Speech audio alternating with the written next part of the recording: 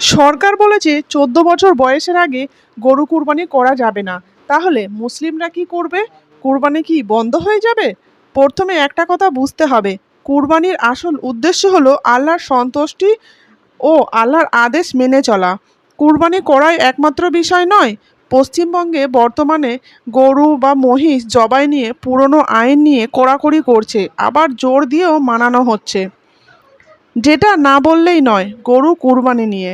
আসসালামু আলাইকুম বন্ধুরা, আমি মান্নাত আজকে তোমাদেরকে সাথে একটি ইম্পর্টেন্ট বিষয় নিয়ে কথা বলবো।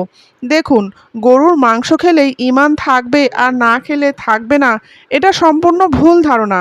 আল্লাহ আমাদের কাছে থেকে শুধু চায় ইবাদত ও সঠিক নিয়ত। ইসলাম মানেই হলো শান্তি। তাই অশান্তি না ছড়িয়ে গরু ছাড়া শরিয়াতে আরও যে পশুগুলো আছে ক্ষমতা অনুযায়ী তাই কোরবানি দিন।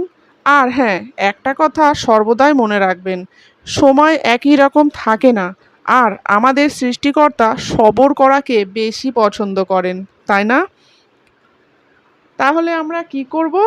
আইন মেনে চলবো, শরিয়াত অনুযায়ী যেটা বৈধ বা সম্ভব, যেমন ছাগল, ভেড়া, উট, দুম্বা অনুমোদিত পশু কুরবানি করব।